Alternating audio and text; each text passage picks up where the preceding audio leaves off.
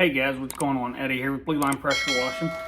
Today is Thursday, December the 23rd, and I've got a list here. I wrote it down, try to keep myself on track through this video. We're going to do segment number 2 of our frequently asked questions and see if we can't get through this, get you guys some good information, and hope it helps you.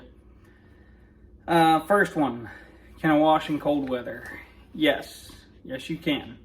We typically don't wash if it's below freezing, and I generally, thanks to arthritis, try to avoid washing in anything below 40 degrees. But yes, you can wash when it's cold. It just takes a little bit longer. You got to maybe turn your surfactant up just a touch so that the bleach will sit on the house longer to do its job. You don't want it to just slide off of there. So you're going to want to turn your surfactant up a little bit. Don't mess with the bleach ratios. Leave those where they're at unless you absolutely have to, because you don't want to wind up burning something up because you've gone too hot on the bleach ratios. So turn the surfactant up a little bit. Be a little bit more patient. Your dwell time is going to increase a little bit. Just don't let it dry on the surface. If you do let it dry, you're going to have to hit it again with soap and let it dwell for a minute or two and then rinse it off. It's just time consuming and can cause damage if you let it dry, so just don't do that. Oxidation. How do you tell if a house is oxidized? So generally when you're doing like your walkthrough, if you do your estimate in person, then you're going to want to do this when you're there doing your estimate. If you do online estimates, like we do, most of ours are online. Jen goes through, pulls up satellite picture of the house, finds all the square footage information, the linear footage, all that kind of stuff, and she puts it together. So most of our estimates are done off-site, online. But if you're at the house during the estimate process, or if you do the online estimates and you want to go to do your pre-check walkthroughs, then what you're going to do is just kind of take 2 fingers and slide it along the siding and take a look at your hand. If you've got that white chalky substance on your fingers, that's oxidation. It's got, that the siding's been oxidized. Point it out to your homeowner, explain to them that soft washing, downstreaming, whatever it is that you're doing, generally does not disturb oxidation. Make sure that you stay a safe distance with especially your rinse stream, away from the house so that you don't disturb the oxidation. Don't be getting right up on the house with your even low pressure. You can move that oxidation and it's going to look terrible when you're done.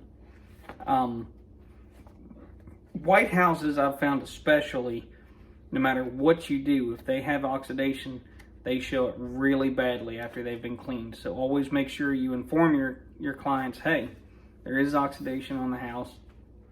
We won't disturb it with the cleaning process, but it may cause the house to look darker or lighter in certain areas, just depending on how the oxidation is, how long it's been there, if they've ever used high pressure to clean it, had someone out there to clean it and they cleaned it the wrong way, all kinds of factors in that. So that's how you tell if there is oxidation, and then if there is, what can you do about it?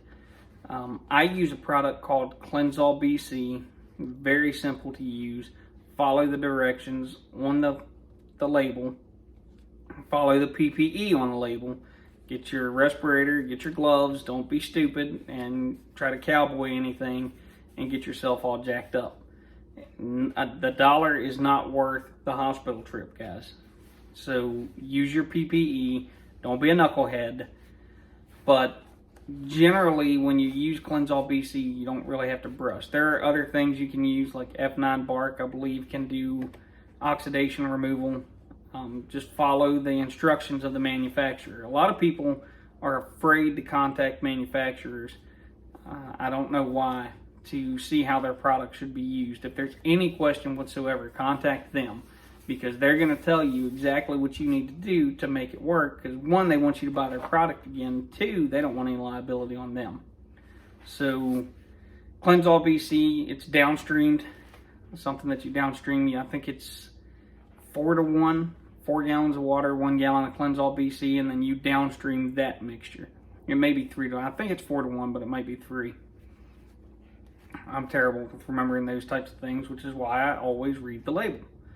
So spray it on, let it dwell about 10 minutes or so, spray another coat on, rinse it off. We'll do an actual oxidation removal video in the springtime because my house is oxidized and I want to get that squared away. We're thinking of putting it on the market soon, so we'll get that off in the springtime, and we'll shoot a quick video of that for you guys and throw it up here so you can actually see the process being done. But it's fairly simple. It's not hard. Do the house wash first, upsell the oxidation removal. How should you price it? What I do, if your house wash is $200, let's just throw that number out there nice and easy. Get a $200 house wash. You want the oxidation removed. Okay, it's going to be $200 for the house wash, $400 for the oxidation removal. I double it just because the chemical, the Cleansall BC, is more expensive than what you're using to clean the house with. It's more time consuming, and it is a little bit more of a risk. You've got to be careful. You got to do what you're supposed to do it properly, and you don't want to get this on windows. You don't want to get it on different things, so you're gonna have to take a few extra precautions when you're doing it. So the prices, got to be a little bit more than what a normal house wash is. But always sell the house wash first and then the oxidation removal. I typically will not do an oxidation removal unless the house has been washed first. That way I know that it's been washed properly, the organics are gone, and we can allow the Cleansall PC to penetrate that oxidation and remove it.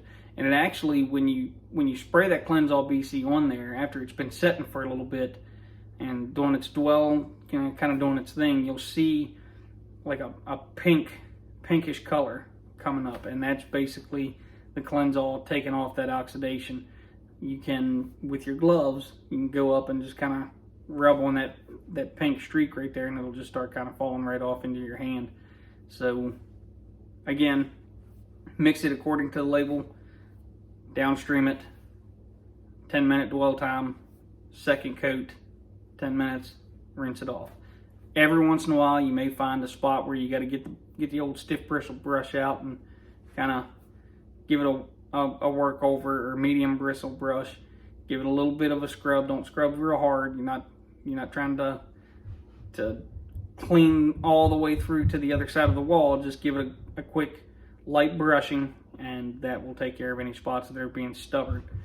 So that's all I have on the FAQ stuff.